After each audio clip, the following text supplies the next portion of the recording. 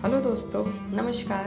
कैसे हैं आप सभी लोग। मैं शालू शर्मा स्वागत करती हूँ आपका स्टडी 24 ऑफिशियल ग्रुप में और साथ ही साथ फिर हाजिर हूँ एक नए वीडियो के साथ, कुछ न्यू वैकेंसीज के साथ। फ्रेंड्स, जैसा कि आप लोगों ने टाइटल और थंबनेल में देख ही लिया है कि आज का वीडियो कितना इम्पोर्टेंट है, साथ ही साथ वैकेंसीज भी कितनी टेक्निकल हैं, क्योंकि इन वैकेंसीज को आउट करने वाला इंस्टीट्यूट भी बहुत ज़्यादा टेक्निकल है। तो फ्रेंड्स, स्टार्ट करने से पहले मैं बोलना चाहूँगी कि अगर आप लोग गवर्नमेंट या फिर कॉम्पिटिटिव एग्ज़ाम की प्रिपरेशन कर रहे हैं तो आप लोग हमसे जुड़ सकते हैं अफोर्डेबल चार्जेस के लिए।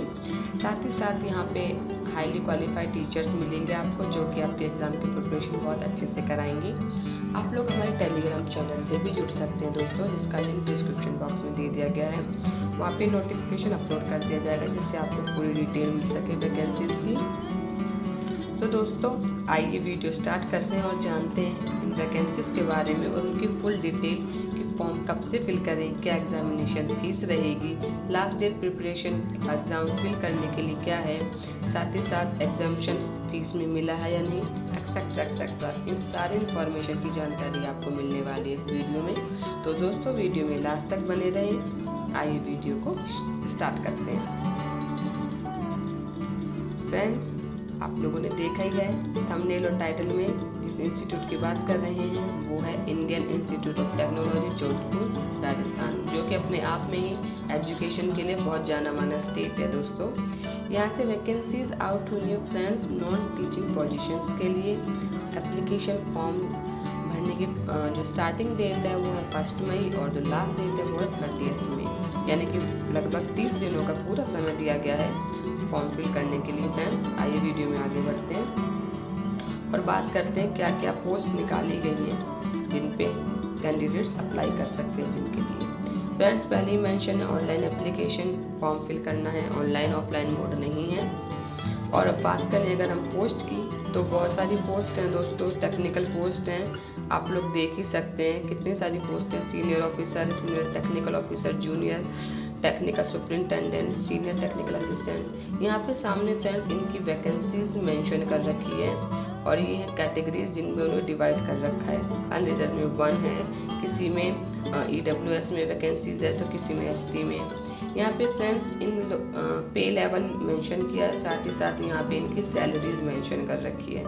आप लोग देख रहे हैं अपनी स्क्रीन के ऊपर। ये यहाँ पे वैकेंसीज के साथ साथ यहाँ पे सैलरीज मेंशन है फ्रेंड्स, और ये उनका पे लेवल है। तो इन सबको आगे डिटेल में दिया गया है, तो मैं आपको आगे ही नोटिफिकेशन में ले चलती हूँ और बताती हूँ क्या क्या पोस्ट है और उनकी एज लिमिट क्या क्या है, साथ ही साथ उनका क्वालिफिकेशन क्या क्या रखा गया है। ये कुछ एडमिन पोस्ट हैं दोस्तों, यहाँ पे भी सारी डिटेल यहाँ इन्होंने मेंशन कर रखी है। तो आइए वीडियो में आगे बढ़ते हैं। देखिए फ्रेंड्स, बात करते हैं सीनियर ऑफिसर की, जिनकी एज लिमिट है दोस्तों 40 ईयर। यहाँ पे जो क्वालिफिकेशन है वो है दोस्तों PhD डिग्री होनी चाहिए इनकी एजुकेशनल टेक्नोलॉजी में, साथ ही कुछ डिज़ायरेबल क्वालिफिकेशंस भी हैं। आगे बढ़ते हैं, बात कर रहे हैं अगर bio science and bio engineering की, जो सीनियर टेक्निकल असिस्टेंट की पोस्ट है उसके लिए 30 ईयर का एज लिमिट रखा गया है और क्वालिफिकेशन BE BTech या BSc होनी चाहिए या फिर 3 साल का डिप्लोमा होना चाहिए इंजीनियरिंग में। इसके अलावा यहाँ पे कंप्यूटर लिटरेसी भी होना ज़रूरी है, वर्क एक्सपीरियंस भी होना ज़रूरी है। बात करें कंप्यूटर साइंस और इंजीनियरिंग के, तो टेक्निकल सुपरिटेंडेंट चाहिए और उनकी एज लिमिट है 37 ईयर्स। मास्टर डिग्री होना ज़रूरी है फ्रेंड्स, साथ ही साथ डिज़ायरेबल में गुड हिंदी इंग्लिश होनी चाहिए। जूनियर सुपरिटेंडेंट की बात की जाए तो 35 ईयर एज लिमिट है दोस्तों, मास्टर डिग्री कंप्यूटर साइंस में, अदरवाइज़ ये क्वालिफिकेशन होना चाहिए और इंग्लिश हिंदी अच्छी आनी चाहिए बोलना। सीनियर टेक्निकल असिस्टेंट में भी दोस्तों एज लिमिट है 30 ईयर, BE BTech या BSc होनी चाहिए, अदरवाइज़ ये क्वालिफिकेशन। इसके अलावा हिंदी इंग्लिश बोलना अच्छे से आना चाहिए। बात की जाए सिविल इंफ्रास्ट्रक्चर इंजीनियरिंग की फ्रेंड्स, तो जूनियर टेक्निकल सुपरिटेंडेंट की पोस्ट खाली है, एज लिमिट है दोस्तों 35 साल, मास्टर डिग्री होना चाहिए, अदरवाइज़ ये क्वालिफिकेशन होनी चाहिए BTech या फिर 55% मार्क्स के साथ सिविल इंजीनियरिंग ये डिग्री होनी चाहिए और डिज़ायरेबल है कंप्यूटर लिटरेसी और साथ ही साथ उसका एक्सपीरियंस। अब आगे बढ़ते हुए बात करते हैं सीनियर टेक्निकल असिस्टेंट की दोस्तों। तो सीनियर टेक्निकल असिस्टेंट के लिए BE BTech या BSc होना ज़रूरी है, एज लिमिट है 30 ईयर और इसके अलावा सिविल इंजीनियरिंग में 3 ईयर का डिप्लोमा होना चाहिए। जूनियर असिस्टेंट टेक्निकल असिस्टेंट की बात करें तो 27 ईयर यहाँ पे एज लिमिट है दोस्तों। BE BTech या BSc होना चाहिए और कंप्यूटर लिटरेसी और एक्सपीरियंस वर्किंग होना चाहिए। अब बात करते हैं इलेक्ट्रिकल इंजीनियरिंग की फ्रेंड्स। तो यहाँ पे टेक्निकल सुपरिटेंडेंट की पोस्ट खाली, जिनके लिए 37 ईयर एज लिमिट है। मास्टर डिग्री होना चाहिए साइंस और इंजीनियरिंग में। इसके अलावा कुछ रिलेटिव एक्सपीरियंसेस हैं, ये भी होना जरूरी है, like communication, electronic circuit design, micro electronics, electronic instrumentation, knowledge of Linux और हार्डवेयर प्रोटोटाइपिंग। ये कुछ एक्सपीरियंसेस हैं रिलेवेंट, ये भी होना बहुत ज़्यादा ज़रूरी है। साथ ही साथ कंप्यूटर की नॉलेज भी होना चाहिए और वर्क एक्सपीरियंस होना चाहिए। आगे बढ़ते हुए बात करते हैं जूनियर टेक्निकल सुपरिटेंडेंट की। तो 35 ईयर एज है, यहाँ मास्टर डिग्री मांगी है, अदरवाइज BTech होना चाहिए। और यहाँ पे भी कुछ रिलेवेंट एक्सपीरियंसेस हैं जो कि ऊपर वाली पोस्ट की ही तरह हैं। जूनियर टेक्निकल की बात की जाए असिस्टेंट की, तो दोस्तों 27 ईयर एज लिमिट यहाँ पे रखी गई है। और BTech BE मांगा गया है, BSc अदरवाइज 3 ईयर का डिप्लोमा इंजीनियरिंग। साथ ही साथ ये रिलेवेंट एक्सपीरियंसेस होना ज़रूरी है। कुछ टेक्निकल दूसरी पोस्ट हैं और इंजीनियरिंग पोस्ट हैं, उसकी बात करते हैं। तो सुपरिटेंडेंट इंजीनियरिंग में 50 ईयर का एज लिमिट है। यहाँ पे ME MTech होना चाहिए सिविल इंजीनियरिंग में, अदरवाइज ये क्वालिफिकेशन होनी चाहिए। कुछ डिजायरेबल क्वालिफिकेशन भी यहाँ पे मांगी गई हैं। मेडिकल ऑफिसर की बात की जाए तो 45 ईयर एज लिमिट है। MD और MS होना चाहिए या फिर MBBS, otherwise MBBS in compulsory rotatory internship followed by at least 4 year experience. तो दोस्तों ये होना चाहिए क्वालिफिकेशन में, अदरवाइज डिजायरेबल क्वालिफिकेशंस भी इन्होंने मेंशन कर रखी हैं। मैनेजर की बात की जाए ICT के लिए तो 45 ईयर है इनकी एज लिमिट। और MTech ME और मास्टर इन एप्रोप्रिएट फील्ड होना चाहिए कंप्यूटर इंजीनियरिंग में, अदरवाइज BE या BTech होना जरूरी है 60% मार्क्स के साथ। एक्सपीरियंस होना जरूरी है। डिजायरेबल कुछ इन्होंने क्वालिफिकेशन भी मांगी है, वो भी हो तो बहुत अच्छी बात है। अगर बात करें असिस्टेंट स्पोर्ट्स की, तो दोस्तों यहाँ पे असिस्टेंट स्पोर्ट्स ऑफिसर के लिए 35 ईयर एज लिमिट है। मास्टर डिग्री होना चाहिए फिजिकल एजुकेशन में, अदरवाइज बैचलर डिग्री होनी चाहिए। सर्टिफिकेट होना चाहिए वर्क एक्सपीरियंस का, साथ ही साथ डिस्ट्रिक्ट और नेशनल लेवल पे, अदरवाइज स्टेट लेवल पे भी होना चाहिए। इनमें से कोई भी अगर उनके पास एक्सपीरियंस लेटर है तो ही वो आगे जॉब के लिए अप्लाई कर सकते हैं। इसके अलावा कुछ डिजायरेबल क्वालिफिकेशंस में मांगी गई हैं। बात करें डेटाबेस एडमिनिस्ट्रेटर की तो 35 ईयर है एज लिमिट, ये क्वालिफिकेशन है। BE या BTech मांगा गया है, और या फिर person with minimum 6 year hand on experience, यहाँ पे या फिर उनको 6 साल का एक्सपीरियंस होना चाहिए। ये डिजायरेबल क्वालिफिकेशंस हैं।